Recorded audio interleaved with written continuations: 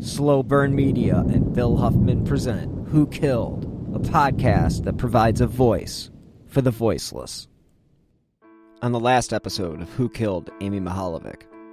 Well, apparently, we've talked about this, apparently a lot of people are confident. Well, I mean, the biggest thing is all three of my top suspects, who I think are the most likely killer, in my mind it has to be one of these three. None of them were actually in the book,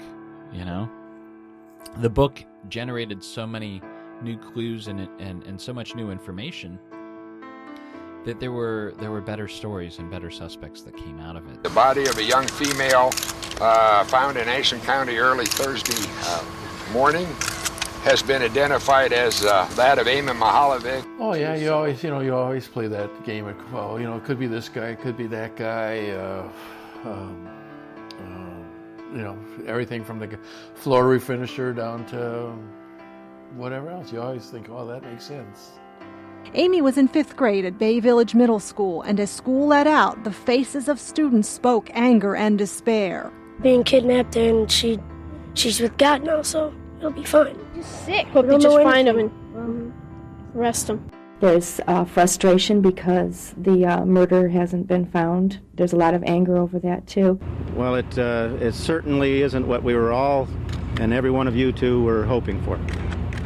My name is Bill Huffman, and welcome to Episode 5 of Who Killed Amy Mihaljevic, a slow burn media production.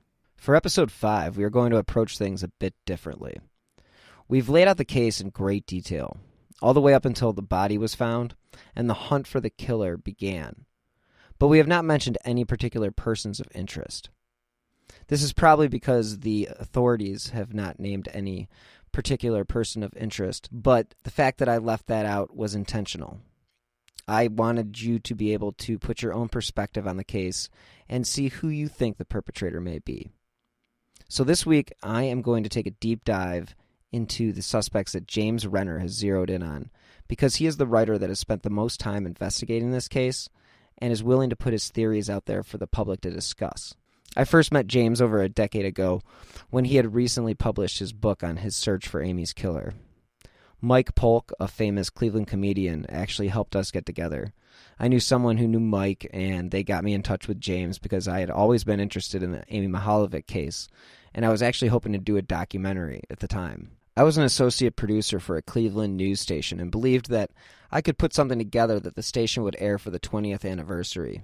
I wasn't able to get that opportunity because I was unceremoniously laid off 2 weeks before Christmas. That journalism career that I had gone to school for, was stopped dead in its tracks.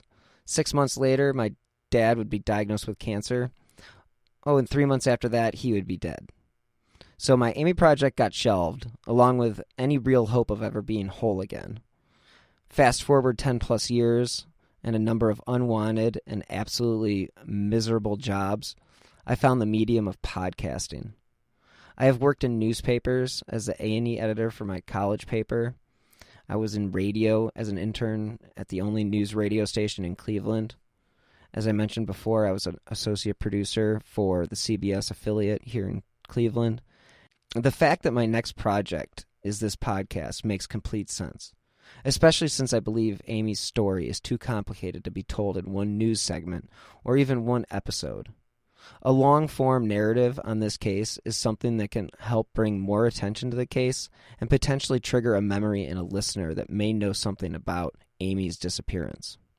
So join me this week as we take a look at who James Renner believes the most likely people are to have committed this crime. You did a lot of investigating down in Ashland County, and, without getting into suspects too much at this present moment, but, what was it that you first noticed when you were down in Ashland? And you mentioned one time about the autopsy report having suspects written on the list, and there being suspects down there. Mm-hmm. Could you expand on that a little bit as far as what the suspects, what the authorities down there thought?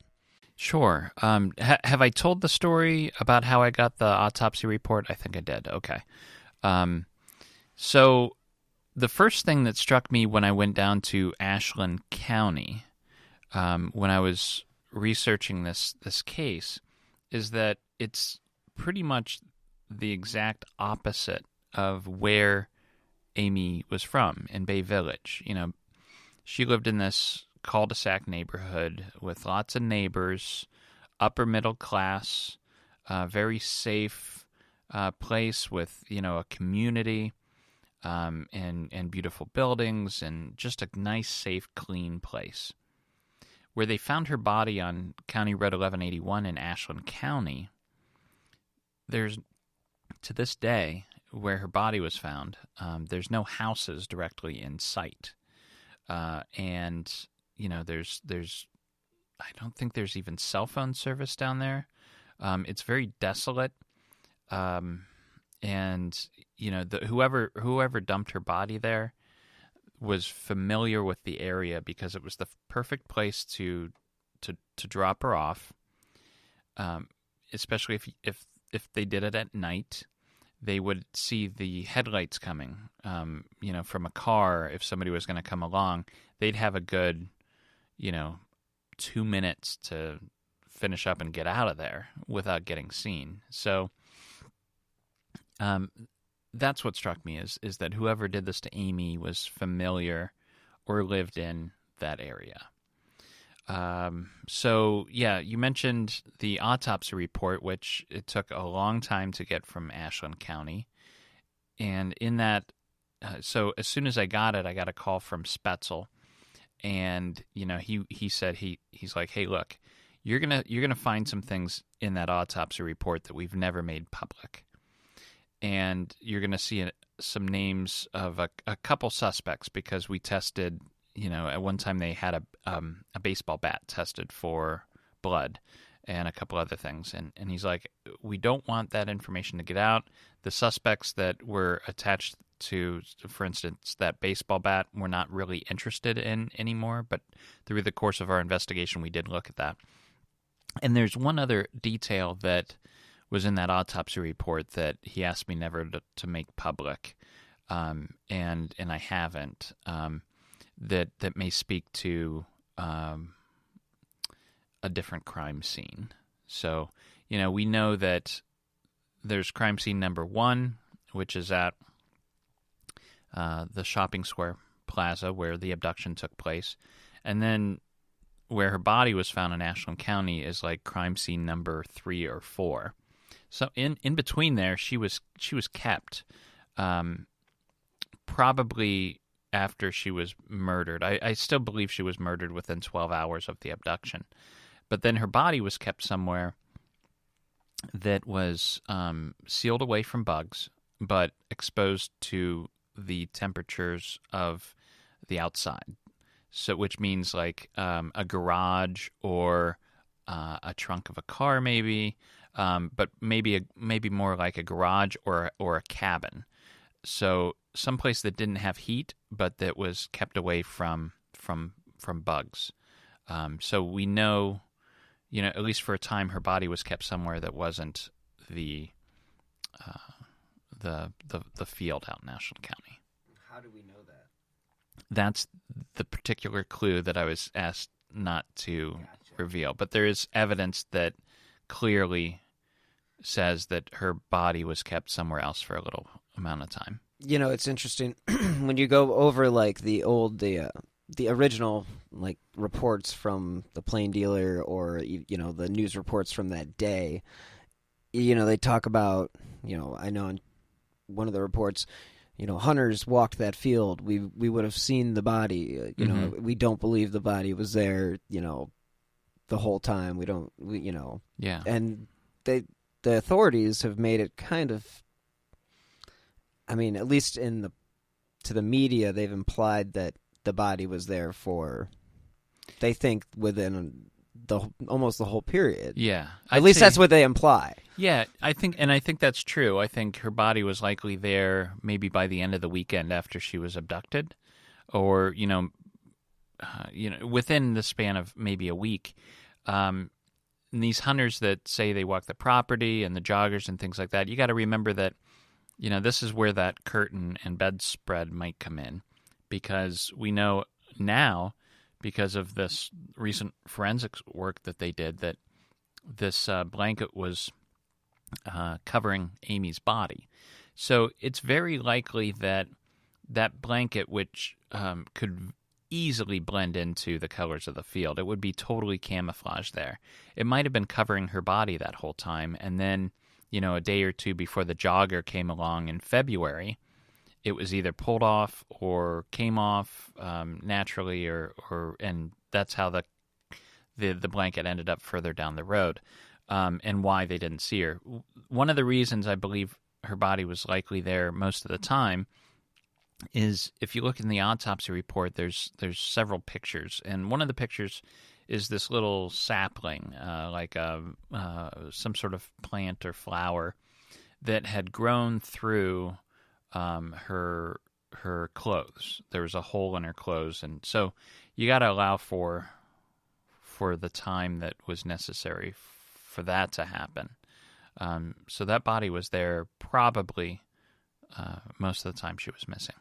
Okay, because I always wondered just the way that they reported it, like originally, and then it just became one of those like known facts. Okay, the body was there for the whole time. Yeah. But the idea of it being covered, that makes sense, especially if the weather had turned, cold shortly thereafter. I know that the day that she was found, it was a warmer day. It's kind of bizarre that she was taken on a warm day. Yeah. In a kind of an Indian summer type of situation. And then her body was found on a warm February day. Yeah, an abnormally warm. Abnormally warm day. And it goes to what you just said about the blanket or the curtain using it for camouflage. And then saying that, okay, well, if it is a warm day in that part of the area, especially since we've both been in that spot before, the wind down there will blow anything. Yep. Anywhere. It'll cut across that field. Oh, yeah. Absolutely. So, I mean, if it had been covered and it started to defrost, and let's say and that's why they didn't smell it, the decomposition, because they talk about, well, the decomposition, that we would have smelled it because we walked the road. But if it's winter and it's frozen, you're not going to smell anything decomposing, because it's not going to be decomposing because it's frozen. Right. So, That's I mean, I guess it kind of throws that. Plus, the location of her body is far enough away from any houses. The only person that's going to get close enough to encounter that body or smell anything that's happening with that body is, this, somebody like this woman who's jogging or walking down the road. Yeah, but you and I have both been there. It's not like the guy rolled up on the side of the road and just pushed her body out of the car. He actually had to have picked her up and carried her into the field. Maybe not. There's where her body was found, there's this little part where on either side of the road where you can kind of pull a car into and out of that field. So it's possible this person could have driven into the field at that point and then kind of pulled it. But I don't know, and I don't know how much that gets us closer to figuring out exactly who or how. But to answer the main question, she was likely there most of the time. Another thing that comes up in regards to those first initial reports is they talk about, we saw a car the night before, or then one of the nights during the week before, with the trunk open on County Road 1181. And, even, to the point where, Bob Hawke is talking about how we're investigating it. And, Lieutenant Wilson wouldn't comment on it, but they were investigating. Was that just red herring? I think it is. I don't put much stock in that sighting at all for a couple reasons. The person that saw that supposedly saw it, sat down with a sketch artist, and the resulting sketch looks nothing like the other composite sketches. In fact, they don't even use that sketch when talking about the case. And two, if thinking about whoever's doing this and getting rid of the body, they picked that place so they could get out of there. Again, like I said, they could see headlights coming from, a minute and a half to 2 minutes out. There's no way they would have stayed there and waited for somebody to pass them with an open trunk. They would have got the hell out of there, you know? Right. I mean, again, like you said, if with where the body was found, they purposely kind of gave themselves a buffer. Yeah. You know, like, okay, I've got plenty of time to get the hell out of here if I have to. And you're right, that sketch looks nothing like the sketch. And it's maybe whoever saw it, saw this person supposedly, you know, said they looked Hispanic. Right. You know, but we're talking 1989, Ashland County, Northeast Ohio. There's probably 5 Hispanic people in the area at the time. I don't think so. And you know, certainly no Hispanic person could walk in and out of Bay Village without everybody noticing. Yeah, and and that always goes back to, obviously the guy was familiar with Bay Village, but obviously he was familiar with Ashland County, and it's obviously what the authorities and as well as you believe. And so what's the connection? I mean, is it the fact that he lived down there, or is it I mean, we can talk about your top 3 suspects right now if you want to just run down the list. Yeah. So the person that's always, or at least since 2008, the person who's been at the top of my list happened to live a mile away from where her body was found, you know, and he was also an avid. He had to walk or run every day, and his route, you know, he would have walked. I know he walked or jogged past that body when it was there. So did he place it there so he could see it? But I'm not 100% on any one suspect. But yes, my top suspect lived a mile away from there. The second suspect, this Metro Parks director, has the least, direct connection to that area. But he's into nature. He would have been familiar with at least the parks down there. But again, least connection. The third suspect, this math teacher who is connected to the girls from North Olmsted, who, like Amy, got calls from this man. His sister was involved in horseback riding, and there are several places down there where she would have been familiar with, where he could have visited her. So that there's a connection there with horse stables, but not as direct as simply that first suspect happening to live, a mile away from. So you got this guy, he lives a mile away from where her body was found. He's been reported for inappropriate behavior at the school he teaches. He looks like the composite sketch. He's volunteering at the nature center. There's a lot that's stacking up against this one man. And this one man would have had access to the girls' phone numbers in North Olmsted. Through, I believe, through the logbook that was at the nature center. Okay.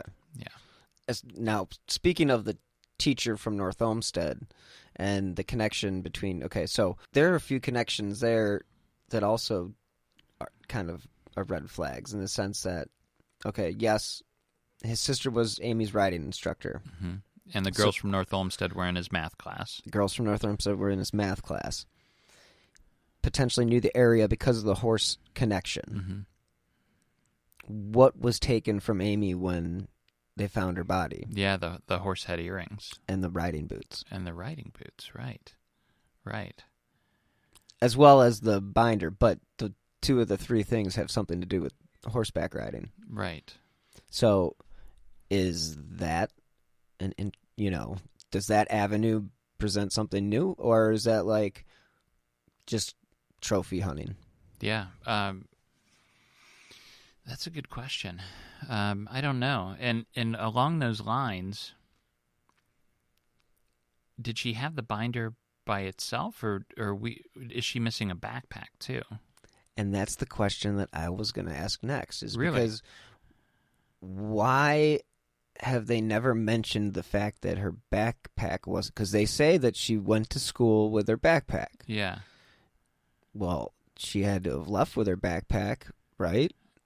You would think. I mean, I don't think fifth graders have... I mean, they don't carry binders by themselves. They're fifth graders. Right. This isn't, college where you just carry and it's not like she left it in her car seat. She's riding a bike. So and are we she's missing... walking over to the plaza. So are we missing more than the those 3 items? Because the backpack is never reported as being found. Or at least I've never seen it being reported as being found. I've seen it reported as being what she left school with.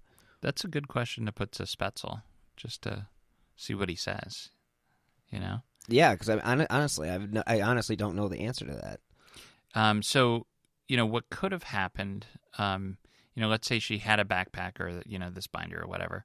It makes more sense to me that the binder was in a backpack. So she gets in this guy's car. They're driving to, the mall, which is probably just his house. But he's got her in the car saying they're going to a mall to get a present for her mother. She puts her backpack down. And then, I think she figured out fairly quickly that she was in trouble and tried to maybe get out of the car or fight against this person. And I think that's when she was hit on the head, because she suffered blunt force trauma to the head. And I think maybe that knocked her out, or at least, got her to the point where she's not really fighting back. I think everything escalated pretty quickly from there. So, I don't know that, wherever he took her, is a crime scene. And there are a couple things on that. One, murderers don't generally drive too far with a body in their car because they can't risk getting pulled over for a taillight or something stupid like that. So wherever she was murdered is not far from that field. 2, you're not going to want to hang on to something like a backpack. So it's just another thing that could tie him to the crime. So I imagine something like, either burying or burning that stuff. And the earrings, those I could see as like a trophy or something.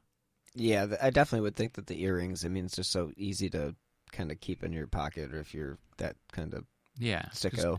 Nobody's going to, nobody that, is in your wider life, I guess, is going to necessarily look at a pair of earrings that you have and think, oh my God, you're a murderer, so I could see him saving that as a, somewhat safe trophy.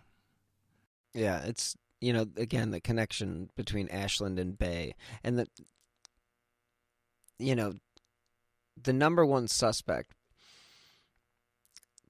One of my questions that I have in regards to his connection is, if he's the guy, he would have been, and he did volunteer at the nature center. He would have been recognized potentially in Bay, right? I'm just saying, just playing devil's advocate. If this guy is never planning on coming back to Bay, which he could totally, plan on. From what I can tell, he never went back to the nature center after that. So circumstantially, that is absolutely suspicious. Yeah. Yeah. So, maybe he. But again, look at it from the other side. If he was in Bay that day, maybe he did get recognized, and whoever saw him there wouldn't think twice of him being in the area. Now, the people that saw him approach Amy, look at what happened to the composite sketch. It looks like, this is a guy that looks like a guy. This is a guy that looks like your typical, Northeast Ohio dude, and that's why so many people have been looked at, is because there's so many people around here that look like the composite sketch. He literally looks like everybody's freaking dad. Yeah, or uncle or something. Uncle, soccer coach. I asked Mr. Mihaljevic, I'm like, did she play soccer? Because, Mm-hmm. Just that whole soccer connection too, just because Yeah. North Olmsted's a big soccer, community. Now, did this teacher have anything to do with coaching? No. As far as Okay. no, he's definitely not an athletic, at least not in that sense. He's, an avid walker, jogger, but no, not a coach for soccer. But there is another suspect that I would say, in my top 10, if we expand this a little bit, there was a coach that coached soccer at North Olmsted who has really been looked at, and he was a dentist in the area at the time, and he may have been Amy's mother's dentist. And he was coaching soccer at the time where these North Olmsted girls were also playing soccer, and they would often play in Bay Village. And what we know about this guy for a fact is that he was writing love letters to one of these 11-year-old girls on his soccer team at the time. So, guy's definitely a creep. He would take these girls on overnight trips into Canada and rent one hotel room because he had a daughter the same age. So it would be him alone in a hotel room with 4 or 5 of these girls. And at least I think 2 or 3 of these girls have come forward to me talking about very inappropriate things that he's done. Have you spoken with him? I think I did briefly. Yeah, I tracked him down to, this would have been back in like 2008, 2009. Tracked him down to Las Vegas. I think he's still in that area. Yeah, very strange individual. So definitely connected to the soccer stuff. Yeah, just it's one of those bays like famous for. It's just like their soccer and their running, which is ironic just with the whole connection between your top guy and just his avid walking and running addiction. Now, as far as so you think in regards to the body being found in Ashland, you think she was actually killed near where her body was found? You don't think her body was transported there? You think it was more like took her down there? I think her body definitely had to have been transported from there, but I don't think very far. Okay. I think wherever her body was being kept, garage or cabin or, even possibly a trunk of a car. Again, you're not going to drive far with a body in your car. You can't risk it. So whoever killed her did it at a location that is very near where they found her body. That's one thing I'm convinced of. Kind of makes you wonder if did he keep her in the trunk? Did he? It's possible. She was found, one of the big clues in this case are these trilobal polyester fibers that were found on her body. And they match. They're like nutmeg in color. I think nutmeg was the design color of these fibers. And they're a very particular kind of fiber that was only manufactured by a type of, I believe, what type of car is a Grand Am, Grand Prix? Pontiac. Yeah. So these fibers were only manufactured for that type of car. It was a Pontiac gold, tan colored car that she was in during the abduction. And we know this from these fibers. Now, my top suspect drove a Pontiac car that was that exact color at the time of the abduction. Now, that was a big clue. Now, with this case, I've said this before, everything that could go wrong went wrong. We were able to find the VIN number for this suspect's car in an attempt to track the car itself down to see if maybe there'd be any evidence after all these years. He had sold it, and it transferred to a couple different people and then ended up in a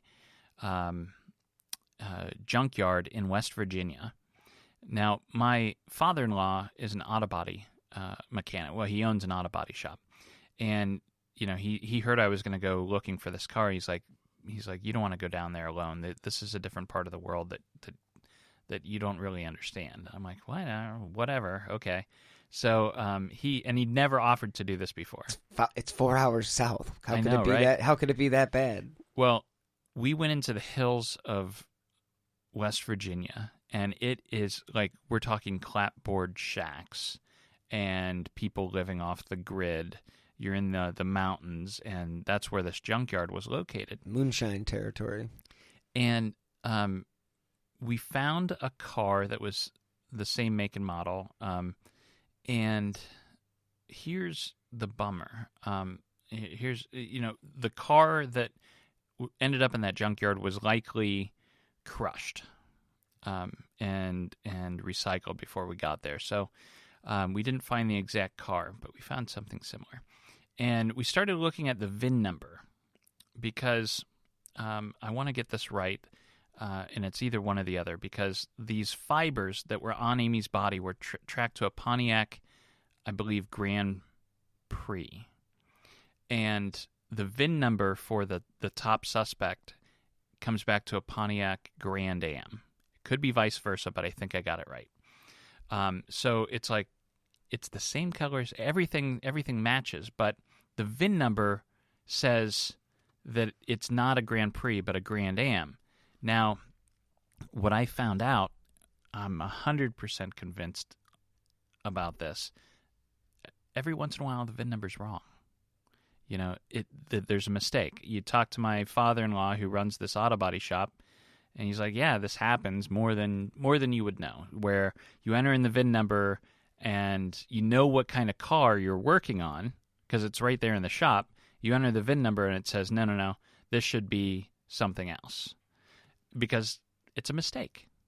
And I think this VIN number that is associated with the suspect's car is a mistake. And I don't think he was driving a Grand Am. I think it was a Grand Prix. I even went so far as to track down the student that he hired to detail his car at the time. And I talked to a number of students that were in that car, by the way, because he used to pick up kids and take them and over to Wendy's for dinner a lot. And, isn't that ironic? Yeah. That he ends up working at Wendy's. Yeah. So I talked to the kid that detailed his car, and I said, the VIN number says it was a Grand Am. He's like, what? No, I've been in that car. I've cleaned it from top to bottom. It was a Grand Prix.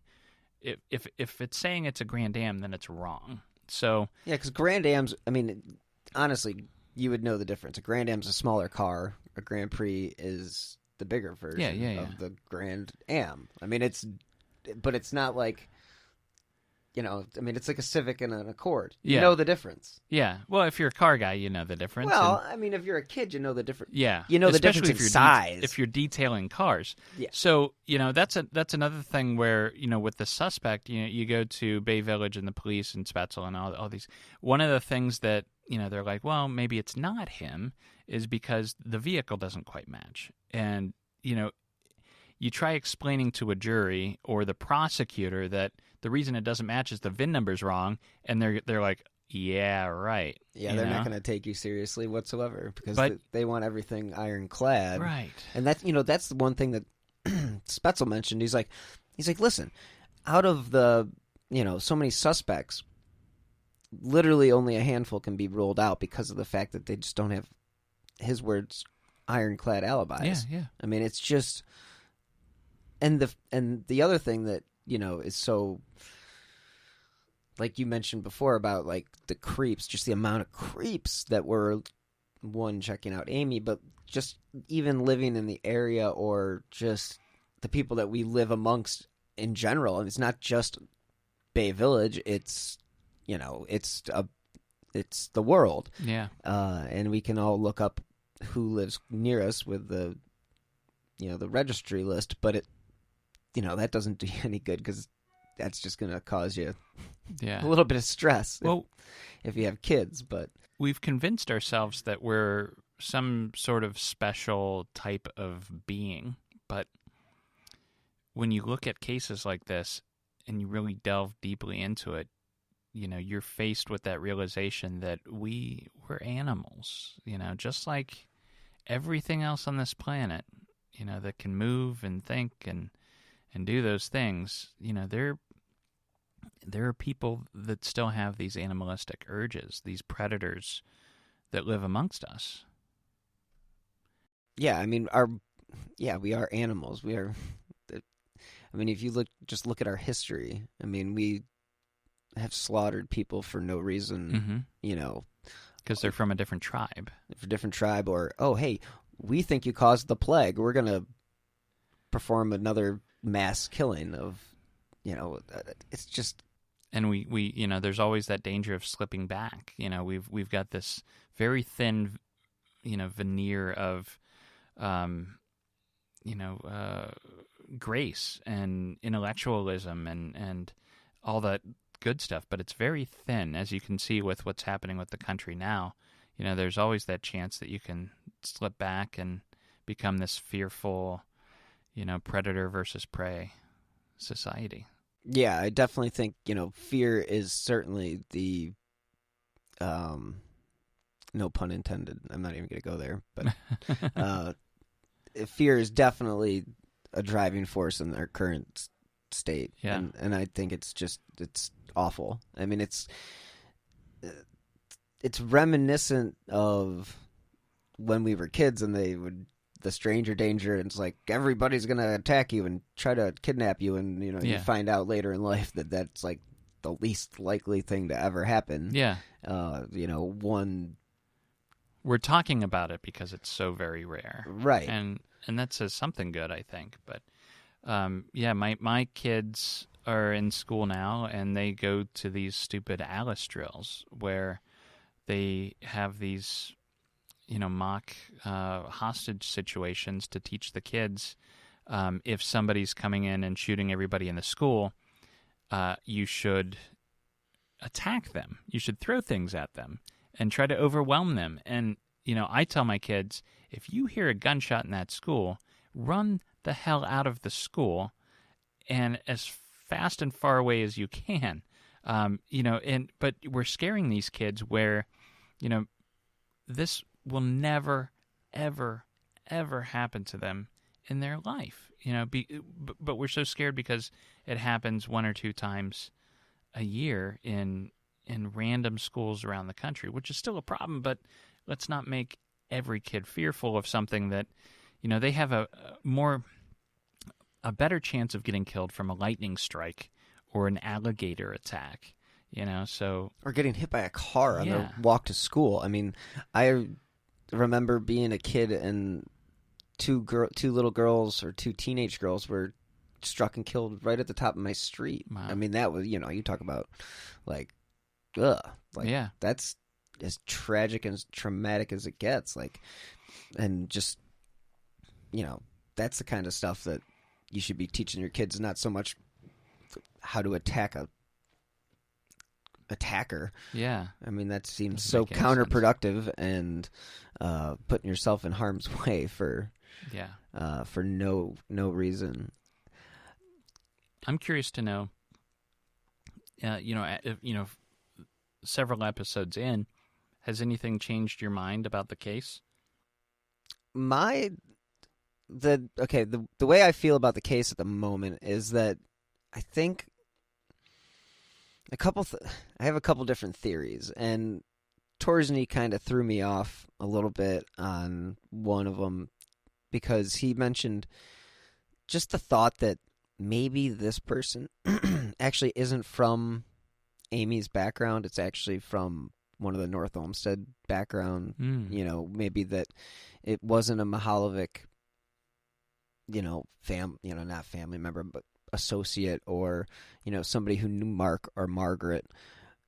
Right. And that was like, shit. I haven't thought about, you get so focused on, because he used Margaret's work as the way to get to her. But, that alone has kind of just, I mean, that if you look at that part will just totally mess you up because, Yeah. you know, you got to figure all those people were looked into. I mean, I followed it up with, you know, where those people looked into, and they were, but it's like, how deep does it go? Because they're not the family of the victim. You know, sure, they may have received phone calls, but how deep did the investigation go into those people that were calling them potentially? And now you're trying to track back neighbors of these girls from nearly 30 years ago. 30 years ago, yeah. So, I mean, you really kind of, I mean, you want to talk about a needle in a haystack. You know, so that's one thing that throws me off. But my initial feelings 4 episodes in, and having talked to all these people, you know, I feel like it's somebody in Mark's background. I just don't think that if the killer is brazen enough to set up the kidnapping where he did, he's not dumb enough to use Margaret as he wasn't from, my guess is he wasn't saying like, I'm from Margaret's background, you know, check me out, because why would he put himself out there? Because he's got to be smart enough to know that a 10-year-old, you can tell her to keep a secret, but in all reality, is that 10-year-old going to keep the secret? Right. So you got to give her some false information. And placing it on Margaret takes the focus away from Mark. And that's the way I've looked at it. And the reason why I talk about Mark so much is because, or the reason why I think it's from his background is because he had 13 different dealers that he dealt with in his, you know, in his work. Amongst those 13 dealers, you know, you're talking to service department reps, you're talking to service workers, you're talking to dealer owners, you're talking to, you know, so many different people, so many more people than who Margaret's world and circle could have and would have interacted with. Would he have ever taken Amy with him on a job? So the thing that about that, they used to have these family. Okay, we talked before about the Christmas parties. Yeah. Okay, the answer to that question about did they take the family? No, that was like an adults only thing. So what they did have though is they had zone, like, I guess it's zone parties, or, you know, he was at a zone meeting the day that Amy was abducted, but those zone meetings took place in Cincinnati because that was where their headquarters was for whatever his district was. I don't know, but it was in Cincinnati. So they would have these weekend trips, or, you know, like Kings Island family day, family picnic day. Okay. So yeah, yes, like work trips, or like work parties, like cookouts or something. Yeah, no, it was like it was a full blown, like, bring your whole family type of event. So that was one thing that raised a red flag to me, because you have kids. You can't always keep an eye on what is going on at all times. And if you're at a function with that many people, let's say you're at a Kings Island, or you're at a, you know, big giant barbecue that's got, you know, Mark's district was 13. How many other dealers were involved? I mean, how many people does that incorporate? So it could have been, hey, Amy was off by herself playing, ran into some guy, and he started talking to her, and you know, that just, to me, that opens up so many doors as far as the potential person who could have kidnapped her. Now, I don't think the person who kidnapped her, I do believe he was local, you know, because of the fact that they weren't able to trace his number, and they only traced long distance numbers. Right. Does that mean he came in and called from a payphone? Potentially, sure, but, you know, most likely I'm leaning towards that was just, if he was from out of I don't think he would have made that. I don't think he would have thought about it. Right. You know. Thinking about that's very interesting. I'll have to think on that a bit. But, you know, talking about the phone call itself is, you know, my hunch is he definitely made this call not from his house. I don't know that he would have risked that, of course, right? So he's using a payphone somewhere. They were all over the place back then. You don't see any now, but I don't know. What do you think? Is there any other place he could have made the phone call? I mean, he actually could have used there were payphones at Bay Square. I mean, he could have easily called her from there and, like, standing there looking at where he planned on meeting her, because one, that's not far from where it's just, well, it's not, I mean, I don't know. It's just not far from that would be, like, Bay doesn't have a lot of commerce, so there's not a lot of places where payphones would be located. So that would be pretty much, in my opinion, the only place that and maybe a quarter mile up Dover Center would be another location where there would be payphones, maybe by, the CVS there. But that wasn't even built, I don't think, in 1989. Another thing that dawned on me is, because I was actually driving through Bay Village last week. I had some sort of meeting up there. Anyways, I found myself in Bay Village. I'm driving through, and I see the plaza. And it dawned on me for the first time, I bet whoever did this did a dry run. I'm thinking either at night, late enough where he doesn't have to worry about being seen, or maybe he did it, wanted to get the conditions right and did it, a week before or a day before, because he's going to want to know where he's going to park. And I think he parked between the auto body shop and that plaza because nobody would have seen him take her to a car. So I think he was thinking through, well, if anybody sees me and if anything goes wrong, at least they can't tie me to a car. He had to have at least scoped out the scene before he made...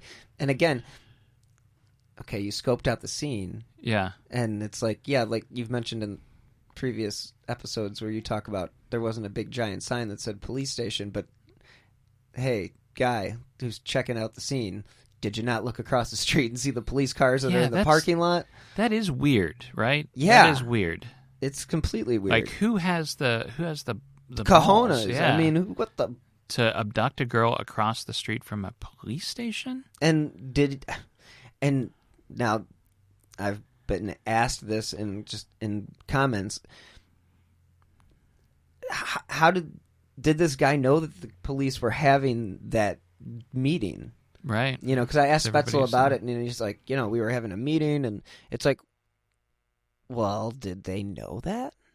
I would hope not, because, that's a whole other level of brazenness. I think what you have here is a guy that considers himself far superior and smarter to police, which fits very well with my top suspect, and, just thinks everybody else is so incredibly stupid, he can do what he wants in this world and not suffer the consequences, which, again, fits the top. Maybe even the, my second suspect, this gave me chills. This leader of the Metro Parks, who I am convinced tried to abduct me from a park in Old Brooklyn in like 1991, which I think I've talked about. I went into the Nature Center where we believe this logbook with Amy's name and the other girls from North Olmsted would have been, and I think it was the last anniversary of the case last year, and I was walking through the Nature Center just kind of looking for anything that might call out to me. And big brick, square, they have this wall of donors, people that have donated lots of money to the Nature Center. And right there, he's one of the biggest donors to that Nature Center. So it meant something to him. And then he checks himself into a mental hospital 10 days after her abduction because he can't fight his sexual urges. So there's a lot about that guy, too. And he, again, I go back to this, are we dealing with one person or are we dealing with more than one? And my top two suspects, I am convinced knew each other. They had to, knowing what I know about the top two suspects and knowing the job that the top... literally, they would have crossed paths at least either once a week. I mean, if let's say you volunteer, I mean, they would have. I mean, either at that nature center or I've linked them both to the kind of down low homosexual scene at that time. That's exactly where I was going to go with that. And now that's, like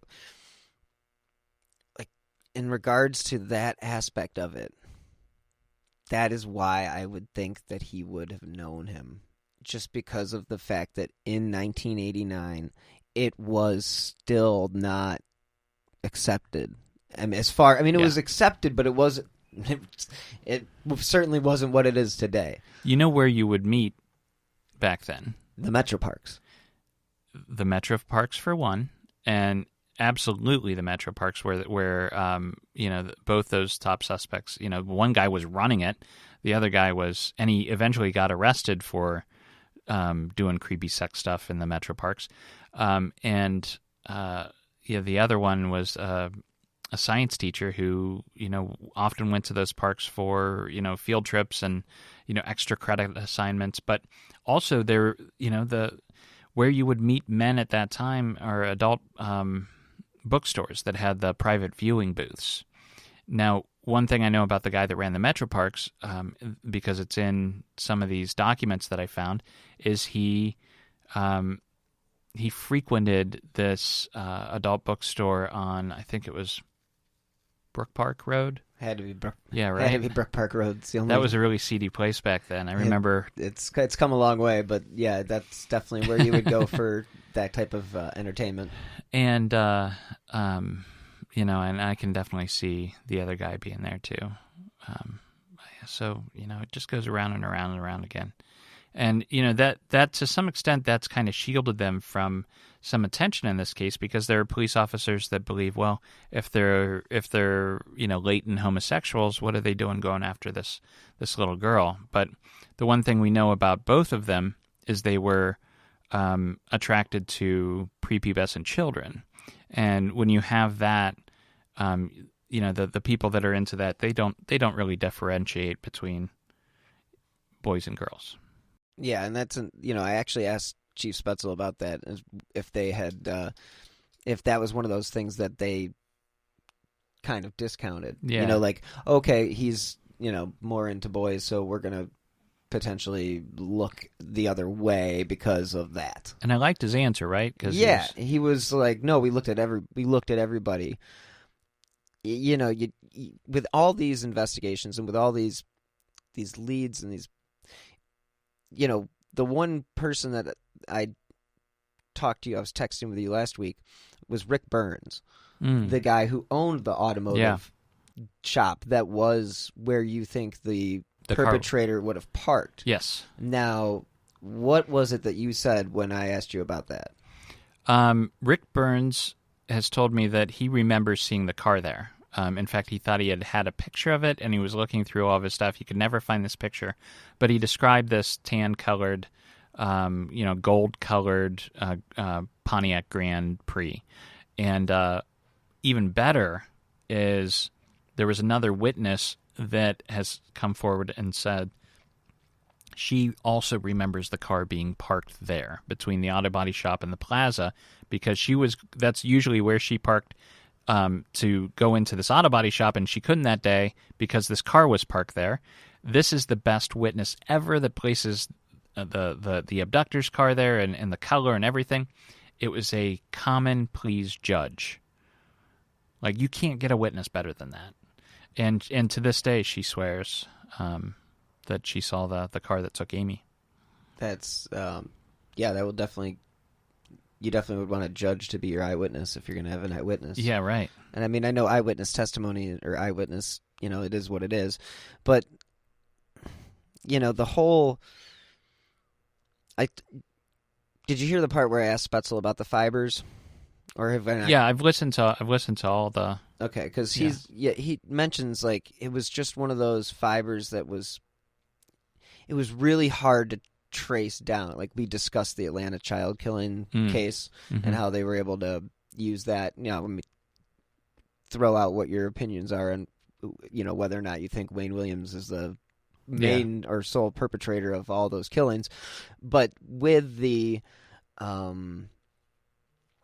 with the fact that they were able to trace his fibers back to his house. Yeah. Because there were only 80 houses in the whole city of Atlanta that had that. Yeah, that's great. And that's what, Spetzel said it's class evidence. And then if you look at what the fibers that were found with Amy, like you mentioned, they were, what was the exact? Trilobal polyester fibers, nutmeg in color. But it was a more common, it was a more common. It was more common than, like they used than it 50. Yeah. Like then, I mean, just saying, like I think it was in all the Pontiac, that type of colored Pontiac from that year. I think it was in most of them. Okay, but so was it just in one vehicle though? It wasn't like in any other. Well, we're talking one type of vehicle. Okay, that's what I mean. Like, yeah, so however many, is that like 50,000? Is that right. 20,000? But how many of those are in? It lets you narrow it down. How many of those are in Northeast Ohio? How many of the suspects have cars like that? Well, my top suspect does. I mean, is that just the worst coincidence ever? Right. I mean, eventually you have to start thinking either this guy did it or he's the most unluckiest son of a gun that, ever lived, because everything you look at seems to connect him circumstantially to this crime. You watch, any crime shows or any specials on, that type of stuff. There are too many coincidences, and the circumstances line up perfectly, and it just kind of goes to show you that, like, you need so much to convict. Yeah. Before anybody makes that final move, it's like, if this is the guy, what the hell are they waiting for? And, if they know it's him, then, why haven't they done anything Let's roll about the it? dice. Well, it might end up working out in the end. It might be a good thing that they haven't, because I do believe this case, I think this case is going to be solved within the next 12 months because of this new familial, if I'm saying it right, DNA stuff that they have, where Spetzel and has alluded to the fact that they have some sort of DNA evidence, maybe not a full strand of DNA, but they have enough to work with, and now we have the ability to look for certain markers from that DNA profile. And then I had the opportunity to talk to one of the FBI profilers that worked on the profile for Amy's killer with, I think maybe Douglas himself worked on it a little bit. But, and that's the profiler is the one who told me, because I told him, look, I've got this great suspect, but we know he was into little boys. And that's kind of turning some of the police off. And the profiler is the one that told me, he's like, those guys don't make any sort of differentiation if they're, if these kids are prepubescent. So if you're looking at people that are into little boys, they're into little girls too. So hopefully that's changed some minds, in regards to this top suspect. But So you asked me before about, has anything changed since I started investigating this? Yeah. So I told you about that suspect. I'm not even call him a suspect because it's just what does that mean? And, yeah. Well, I don't want to throw that. I'm not putting his name out there or anything like that. But the one that called you at home? Nah, that guy. We're gonna leave him. I've got my own suspicions on who I think that guy is, and that's fine. He can know that. But the guy that I came across was the guy that had been hired by the city of Rocky River on October 26th. Oh, right. And then fired on the 28th. Yeah. And then he also had something expunged where he had been caught doing something in the Metro Parks. Oh, interesting. Which is right by the nature center. Yeah. Where he lived a quarter mile from, or about a half mile from, but he lived actually only a quarter mile from Amy's parents' house. Oh, wow.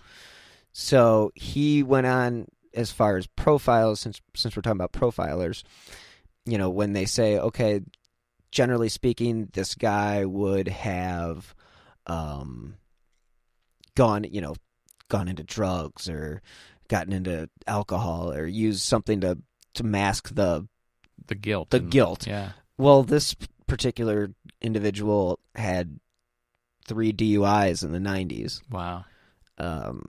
And if there's anything that says, drinking problem, it's 3 DUIs. Yeah. And you found this guy just by going through like city records and who was working that day? Yeah, I did work when I was in college for the city of Rocky River, and I just remember being able to basically do whatever you wanted during the day, just drive around as far as like if you had free will to just drive around. So I just had this suspicion that maybe this person, this was before this was actually before you had even named your top suspect, but thinking about it at the time, I was just like, well, this person could have won. That's just how I got the records, basically. That he could have been driving around. But what gets you fired in one day? Yeah, right. You don't go to work. Right. So it's like, okay, you got fired. Guess what he was doing? It's because he was maybe he went to work and he left because he had set up this rendezvous with Amy, and then he would have been like that's why I've asked you before, like with the perception of 2 10-year-olds, you see a 21-year-old and you think, oh my God, that guy could be 30. Yeah. And they do say now that they think the age range is 25 to 35. So I mean, what's 21? Yeah, for sure. Have you talked to the police or FBI about this? I've brought it up, and like Spetzel would say, he's like, there's so many names I can't. Yeah. I can't even. I don't even know. What's this guy doing now? He lives. As far as professionally, I'm not sure. I know he's got a family. Lives, I think, somewhere on the west side. I don't want to. Throw him under the bus if he's got nothing to do with it. But, there were just a lot of weird similarities. And the fact that he had something that occurred in the Metro Parks in the months prior that he had expunged. Yeah. Like there's, and I don't know what to make of it because, you can see that there was a charge, but there's nothing there. There's no... Yeah, I know. Usually there's like a citation number or like a crime number or something that relates to what he did. Where did you find that? Like on the Rocky River Court website or something? Or? Yeah, that's exactly where I found that. Okay. That's interesting. Yeah, so it was just you look for red flags, and so thanks to FOIA, I was able to get that information, and that was just something that stood out to me because I'm like, hired on the 26th, fired on the 28th. What the fuck gets you fired that quickly? Yeah, really. There's only one thing. Yeah, and it's or showing up drunk or something like that. Right. But not showing up, that'll do it. Yeah.